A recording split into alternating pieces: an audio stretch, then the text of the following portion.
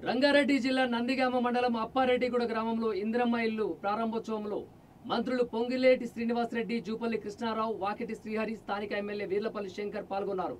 ఈ సందర్భంగా మంత్రి వాకిటి శ్రీహరి మాట్లాడుతూ 10 ఏళ్ల పాలన చేసిన బీఆర్ఎస్ రాష్ట్రాన్ని అప్పుల పాలు చేసి పోయిందన్నారు.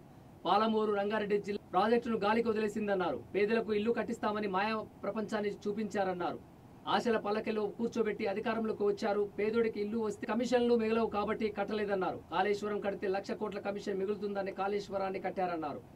ముఖ్యమంత్రి రేవంత్ రెడ్డి పాలమూరు రంగారెడ్డి ప్రాజెక్టును పూర్తి చేసి షాద్ నగర్ ప్రాంతానికి సాగు తాగునీరు తీసుకొస్తామన్నారు.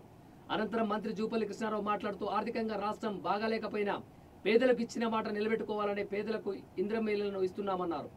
64 సంవత్సరాలు పరిపాలించిన ముఖ్యమంత్రులు చేసిన అప్పుకు 10 సంవత్సరాలు పనిచేసిన కేసీఆర్ 10 అప్పులు చేసి రాష్ట్రాన్ని అప్పుల పాలు చేశారన్నారు. అన్ని అప్పులు చేసినా కనీసం పాలమూరు రంగారెడ్డి ప్రాజెక్టు నిర్మాణాన్ని చేపట్టలేదన్నారు. బీఆర్ఎస్ ప్రభుత్వం అవినీతిపై కేసీఆర్ సొంత కూతురే బయట పెట్టిందన్నారు. కేసీఆర్ చేసిన అప్పులకు నెలకు రేవంత్ రెడ్డి ప్రభుత్వం వడ్డీ మాత్రమే 6,500 కోట్లు కడుతుందన్నారు. ప్రజాస్వామ్యాన్ని పాత్ర వేసి అవినీతిని ఆకాశానికి తీసుకువెళ్లిన ఘనత కేసీఆర్దే అన్నారు. కేంద్రానికి రాష్ట్రానికి కాంగ్రెస్ పార్టీ శ్రీరామరక్ష అని ఈ సందర్భంగా ఆయన పేర్కొన్నారు. అనంతరం మంత్రి పొంగిలేటి శ్రీనివాసరెడ్డి మాట్లాడుతూ ఇంద్రమ్మ ఇల్లు గృహ ప్రవేశం చేసుకున్న కుటుంబాలకు శుభాకాంక్షలు తెలియజేశారు. తెలంగాణ రాష్ట్ర వ్యాప్తంగా 4.5 లక్షల ఇంద్రమ్మ ఇళ్లను అర్హులైన ప్రతి పేదవారికి కట్టించి తీరుతామన్నారు. బీఆర్ఎస్ పేదలకు సొల్లు మాటలు చెప్పి 10 సంవత్సరాలు గడిపిందన్నారు. వాళ్ళు ఏలిన 10 ఏళ్లు ఒక్కో సంవత్సరానికి 1 లక్ష ఇల్లు చొప్పున కట్టించినా కూడా నేటికి రాష్ట్రంలో ఇల్లు లేని పేదలు ఉండకపోయేవారున్నారు అని 10 సంవత్సరాల పాటు పేదలకు రేషన్ కార్డులు ఇవ్వలేదన్నారు. కాంగ్రెస్ ప్రభుత్వం అధికారంలోకి రాగానే సంవత్సరంన్నర కాలంలో 7,05,00,000 కొత్త రేషన్ కార్డులను అందించామన్నారు. కాంగ్రెస్ ప్రభుత్వం ఇస్తున్న సంక్షేమ పథకాలను ప్రజలకు వివరించారు.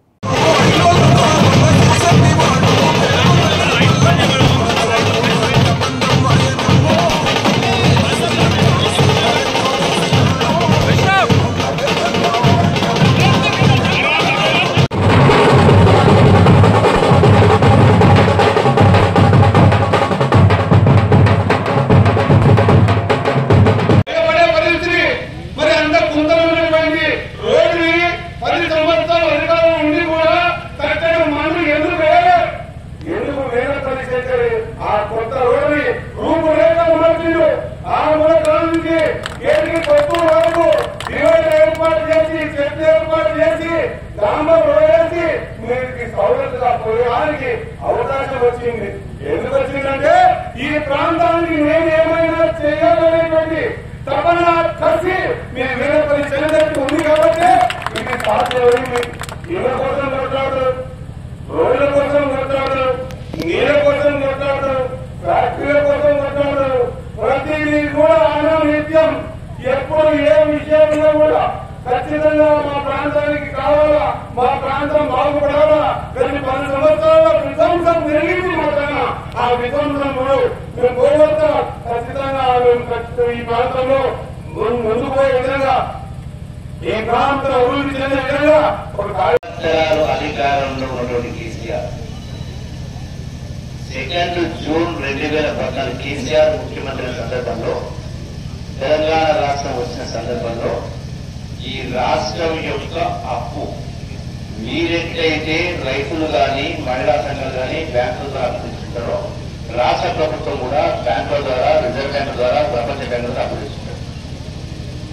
64 సంవత్సరాలు 22 మంది ముఖ్యమంత్రులు, కాంగ్రెస్ ముఖ్యమంత్రులు, ఎన్టీ రామారావు, చంద్రబాబు నాయుడు ఇంతమంది 64 మంది పరిపాలన చేసి ఒకవైపు నాగార్జున గారు, శ్రీశైలం గ్రామాల రోడ్లు, స్కూళ్లు, కరెంటు రకరకాల ఇవి చేసిన తర్వాత ఉన్న అప్పు అని అంటే మరి ఆ 60,000 కోట్ల అప్పుకు రూపాయి మితి ప్రకారం సంవత్సరానికి 6,000 కోట్ల వడ్డీ కట్టా ఉండే ఆనాడు 20 సంవత్సరాల నుంచి శంకర్ చూస్తా ఉన్నాం. అంటే అత్యంత పేద కుటుంబం నుంచి కష్టపడి స్వయం కృషితోటి ఈ స్థాయికి ఎదగడం జరిగింది. ఎప్పుడు కూడా పేద ప్రజలు ఇబ్బంది పెట్టినట్టు నేను చూడలే, వీళ్ళే కూడా ఏ రోజు కూడా జాగ్రత్త సహాయం చేసే అర్థం చేస్తుంది. వ్యాపారాలు చేసుకోవడం తప్పు కాదు, కానీ ఎక్కడ ఎవరు ఇబ్బంది పెట్టాలి లేదు. మొన్న నేను కన్నడ శాంతి వల్ల ఒక పెళ్లి కోసం వచ్చినప్పుడు మళ్ళీ ఇక్కడ ఆపెట్టి స్కూల్ జూనియర్ కాలేజ్ తీసుకుపోయింది. ఆ జూనియర్ కాలేజీ ఆ పిల్లల ఆ పిల్లల ఇబ్బందులు వందనాతీతం అది చూసి ఆయన స్వతహాగా అప్పులు తక్కువ తెచ్చి దాన్ని పూర్తి చేసి ఆ పిల్లల చదువు బాగుండాలని ప్రయత్నం చేయడం జరిగింది. ఇప్పుడు వస్తా ఉంటే నాకు ఇప్పుడు చెప్పిండు అక్కడి నుంచి నేషనల్ హైవే నుంచి ఇక్కడ దాకా రోడ్డు 60 కోట్ల రూపాయలతోటి నేను నేను హైవేనే వస్తాను అనుకుంటున్నా. ఎప్పుడు నేను చూస్తాను అంటే ఒక తపనతోటి పట్టుదలతోటి ఒక నిజాయితీగా చేతోటి నియోజకవర్గాల లెక్క ప్రకారం చూసినప్పుడు పేదవాళ్ళందరికీ నిలుపుతుంది. కానీ ఆయన అక్కడే ఇందాక రూపాయలు గారు చెప్పినట్టు పేదవాడికి వెళ్తే నాకే లాభం, కమిషన్ రాదు కదా. ఆ పేదవాడికి రాకూడదేంటి, కాళేశ్వరం కడితే కమిషన్ వస్తుంది, 1,00,000 కోట్లు సంపాదిస్తుంది. కాళేశ్వరం కట్టడానికి మొదలు చూపించేది తప్ప పేదవాడికి కట్టే కనీస జ్ఞానం కూడా లేకపోవడం మన ప్రభుత్వం. ఏది ఏమైనా మీరందరూ దీవులతో ఉన్న ఈనాడు ప్రజా ప్రభుత్వం ఇందిరమ్మ రాజ్యంలో గౌరవ ముఖ్యమంత్రి రేవంత్ రెడ్డి గారి సూచనలతో ప్రతి పేదవారు అర్హులైన వారికి ఇందిరమ్మ ఇచ్చి తీరుతామని ఈ వేదిక ద్వారా మీకు తెలియజేస్తున్నారు. గౌరవ ముఖ్యమంత్రి రేవంత్ రెడ్డి గారి ఆలోచన కానీ మీరు ఎదుర్కొన్న మన ప్రభుత్వం ఆలోచన కానీ పేదవాడి ఆత్మగౌరవాన్ని కాపాడటం కోసం, పేదవాడికి భరోసా భద్రత ఇవ్వడం కోసం, పేదవాడికి అండగా ఉండటం కోసం ఆ పేదవాడు ఎన్నుకున్న ఈ ఇందిరమ్మ ప్రభుత్వంలో తప్పకుండా ఇంకా 3 విడతల్లో అర్హులైన ప్రతి పేదవాడికి ఇందిరమ్మ ఇల్లు వస్తుందని ఈ వేదిక ద్వారా ఈ శారీరక నియోజకవర్గమే కాదు రాష్ట్రంలో ఉండే ప్రతి గ్రామంలో ఉండే పేదవాళ్ళకి తెలియజేస్తున్నారు. ఆనాడు కాంగ్రెస్ పార్టీ కాగితాలని ఇచ్చే సంతృప్తి, వీళ్ళకి డబ్బులు ఎక్కడున్నాయి, దొరికినంత నేనే దోచుకొని ఈ రాష్ట్రాన్ని 8,19,000 కోట్ల అప్పులు చేసుకున్నారో వీళ్ళకి అప్పించేవాడు వీరి అన్నయ్య బలాలు పద్నాలు పొందారు. కానీ మనసుంటే మార్గం ఉంటుంది, పట్టుదల చిత్తశుద్ధి చేయాలనే దీక్ష ఉంది. దానికి నిదర్శనమే ఈనాడు ప్రతి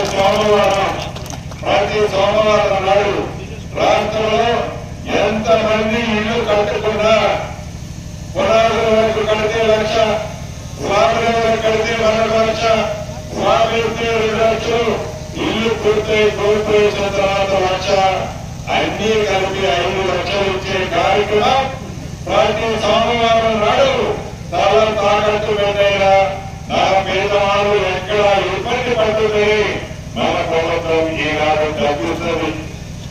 వాళ్ళలాగా వర్గాలు బట్టి కొడుకు వస్తే ఎడబడుకుంటారు, కోడలు వస్తే ఎడబడుకుంటారు, అల్లుడు వస్తే ఎడబడుకుంటారు, మేకగాలు కట్టేస్తారు, భోజనాలు కట్టేస్తారు, కేంద్రాలు కట్టేస్తారు అని సొల్లు మాటలు 10 సంవత్సరాలు చెప్పి రేషన్ కార్డు కొత్తగా ఇచ్చి పాత రేషన్ కార్డులో 17 లక్షల మంది పైగా కొత్త కోడలని అప్పుడే పుట్టిన పిల్లలను కూడా ఆ కార్డులో వాళ్ళ పేరు కూడా చేర్చాం. రైతులు రాజులు చేస్తామని చెప్పి 9 నెలల్లోనే 21,000 కోట్లు 2 లక్షల రూపాయల రుణమాఫీ చేసిన ప్రభుత్వం మీరు ఎదుర్కొన్న ప్రభుత్వం. ఒరేస్తే ఒరేనని అన్నాడు, ఆ తర్వాత చెప్తే ఒరేసిన రైతులు రాజులు చేస్తారని చెప్పిన మాట ప్రకారం సన్న వడ్లకి మద్దతు ధరతో పాటు ఒక విడత 500 రూపాయల బోనస్ ఇచ్చాం. 2వ విడత కూడా 10 రోజుల్లో ఇవ్వబోతున్నాం. ఆనాటి ప్రభుత్వం ధనిక తెలంగాణ రాష్ట్రంగా ఉన్నప్పుడు రైతు బంధు కింద ప్రతి ఎకరానికి 2,10,000 ఇచ్చింది. అప్పుల్లో ఉన్న రైతులు రాజు చేయాలని